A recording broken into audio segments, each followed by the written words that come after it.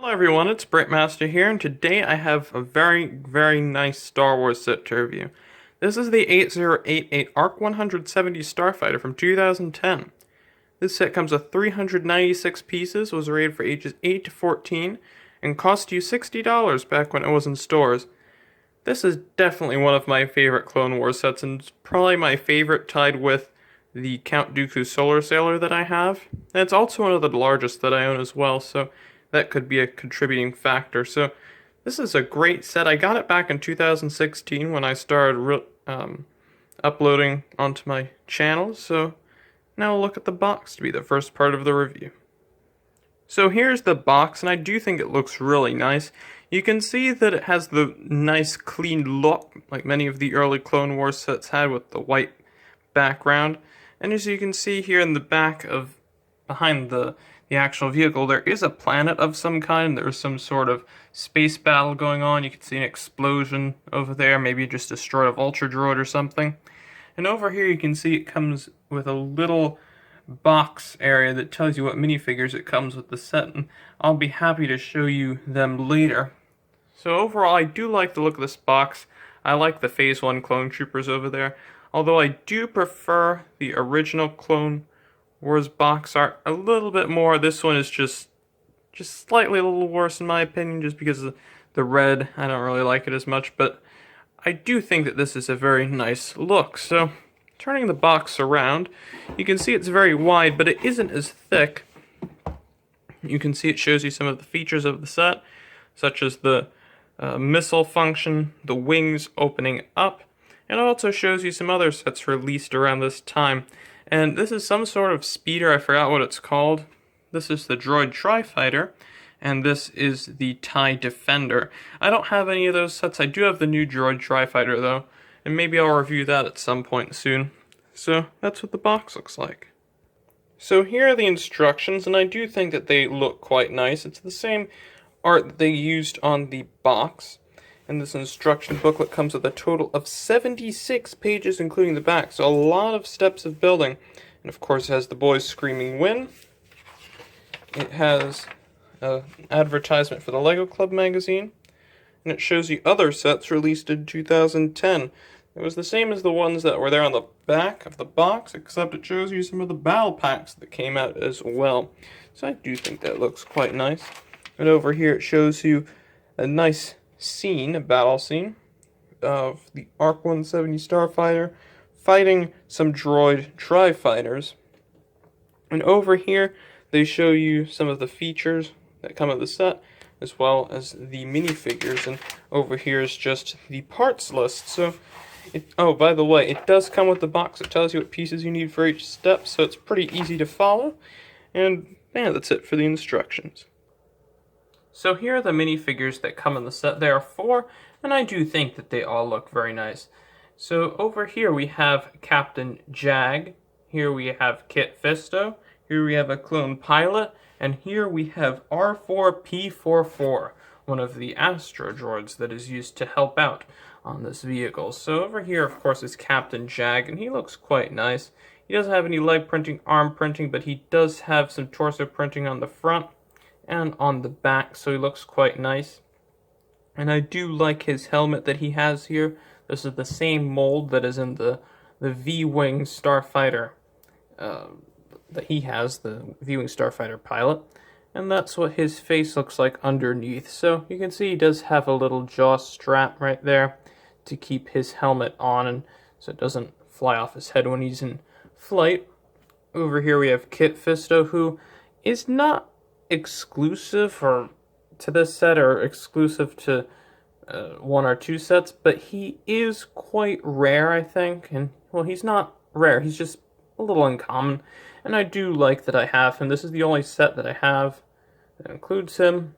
I think some of the others are the Jedi Starfighter and Booster Ring. I know there's also that attacking the resting of the Chancellor set. I forgot what its actual name was, but it came out in 2012. And over here is the clone pilot, and I do think he looks quite nice. He's the same minifigure as Captain Jag, except he just has some different printing on his helmet to show that he's a lower rank. And over here, of course, is R4P44. He's a nice looking Astro droid. You can see he has the same print layout as R2-D2 does, and the other Astro droids, of course. And I do think he looks quite nice. And he has a very nice color scheme. It's the green and gold, which is quite unique to him. So now we'll look at the actual Starfighter. So here is the ARC 170 Starfighter itself. It's a very nice looking vehicle, and it's somewhat similar to the X-Wing, but it definitely has its own qualities. So here at the front you can see there is the nose of the vehicle. As you can see, it has quite a few stickers, and I'm not really that big of a stickers fan, and I do think these ones, this one here and that one, are not really that necessary. I do think this one is, however, though. And I do like the look of how they built this. It's a pretty simple technique, at least by today's standards, but I do think it gets the job done quite well.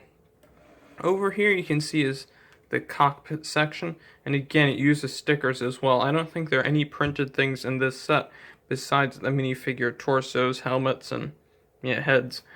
But you can open this cockpit, and of course there is a control panel. However, this is just a sticker on a slope piece, which is somewhat disappointing. I do wish that they included a print for it, but I guess it's fine. And of course you can sit Captain Jag in there. I do think he looks quite nice sitting in his cockpit.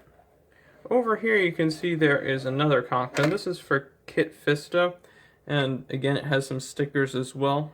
But you can lift it up, and inside he does not have any control panels, but I guess that's fine. He's not the pilot of the vehicle, so it doesn't bother me as much. But you can go ahead and put him inside, and he sits in quite comfortably like that. And as you can see, there are some stickers here as well, and it looks like there's actually a minifigure's hand there, so I don't really like that as much, and that's really going to be my main criticism of the set, is the abundance of stickers, but that's how it looks there, and I think he looks nice inside of the cockpit as well. And back here you can see this is where the clone pilot sits, and of course you just lift it up. There is a control panel inside for him because he is operating this large gun here at the back, and you can go ahead and sit him in there, and I do think he looks quite nice. And before I forget, I do have to open these as well to put R4P44 inside, and I do think he fits in there well. You have to usually use two hands to get him in there because his legs do like to move a little bit out of, they like to get in the way a little bit, so using two hands does make it a lot easier, but that's how it looks like with all the minifigures inside him. Now we'll look at the guns that are here at the side of the wings, and I do think they were built very well. They used some axle pieces, some Technic pieces, and they also used some pole pieces as well, and they're attached here by studs at the bottoms of the main wings. And the engines here, of course, these are very large wheel pieces, and I know they're on the Insectoid Planetary Prowler set that I have, and on many other sets as well.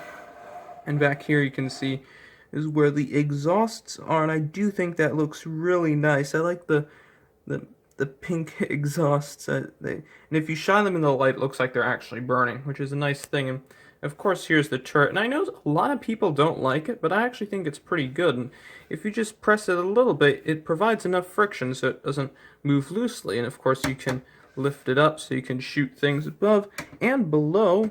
So yeah, that's what that looks like. And of course, it looks quite nice. And yeah, it's overall a nice looking ship. Now I'll show you the feature of opening and closing the wings. So here at the back is where you can turn the gear to open the wings. And right here, of course, is the gear. And it uses a worm gear, so it does take a little bit longer to open than, say, the 2012 X-Wing, or yeah, the even more modern X-Wings than that. And I do think it opens quite well. It's smooth, it just takes a little bit. And there we go. That's what it looks like with its wings open. And also, the gear over here can also be used as a trigger for firing some flick fire missiles. So you just push this, and there they go. And I do think this is a very nice looking ship, and you can see that's what it looks like, and that's what it, if it were flying, it would look like that. You can imagine it shooting things and aiding Obi-Wan and Anakin as they're trying to attack Grievous's ship when he captured or staged the capturing for the Chancellor Palpatine. And yeah, it's a very nice looking ship. It is quite stable, so you can make it move around, and you don't have to worry about things falling off or anything. So I think this has a lot of play value as a set, and I do think it looks quite nice from every angle. Even from the bottom, I do think it looks quite good. Yeah, there's not really a bad angle in this.